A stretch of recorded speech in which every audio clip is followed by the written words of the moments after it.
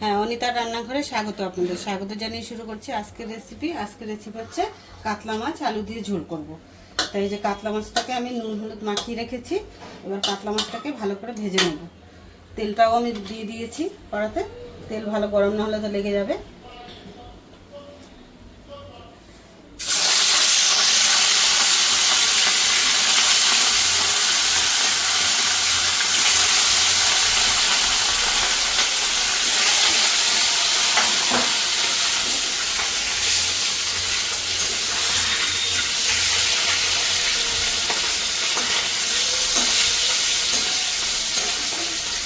বন্ধু, আমি এই কাতলা মাছটাকে একটু ভালো করে ভেজে নেবো একে একে সব কাতলা মাছগুলো।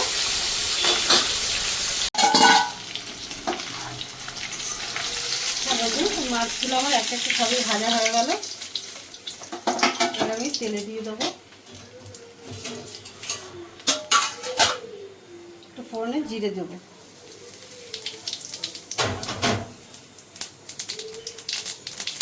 দিয়ে এবার আলু দেবো।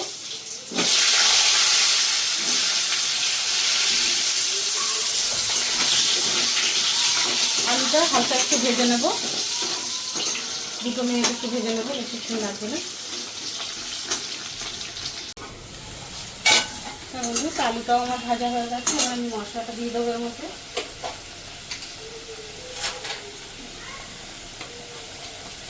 দেবো সামান্য একটু আদা, আর দেবো একটা কাঁচা লঙ্কার পেস্ট,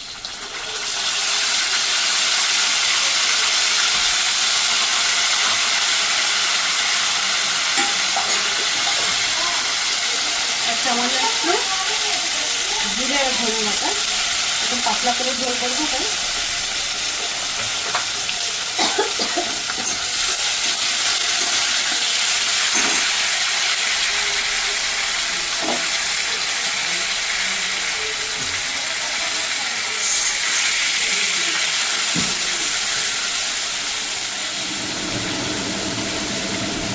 দেবো পরিমাণ মতো নুন,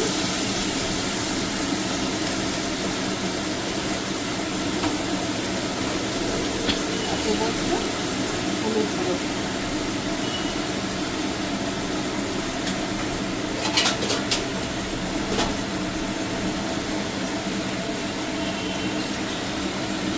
টমেটো দিয়ে দিলাম একটা, দিয়ে এবার মশলাটাকে একটু ভালো করে একটু কষিয়ে নেবো। 5 মিনিট লাগবে কষাতে, ভালো করে না কষাটা কাঁচা গন্ধ মশলা।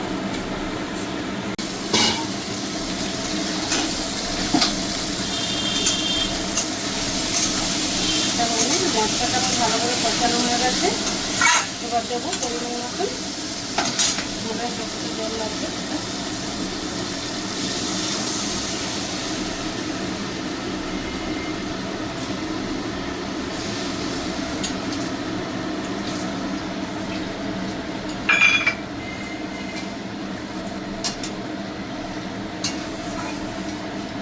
এবার ভালো করে ঝোলটা ফুটে যাবে, তারপরে দেবো আমি মাছ। হ্যাঁ বন্ধু, মাছের ঝোলের আমার ঝোলটা ভালো করে ফুটে গেছে, আর আলুটাও সিদ্ধ হয়ে গেছে। এবার আমি দিয়ে দেবো মাছ।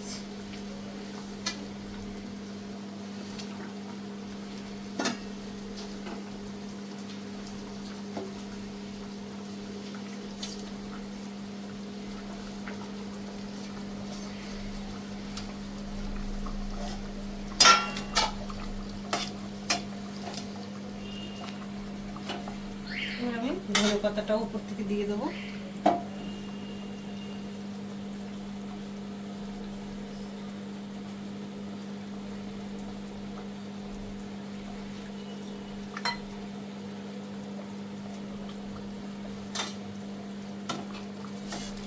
আর 5টা মিনিট ফুটে গেলে আমার মাছের ঝোল রেডি হয়ে যাবে।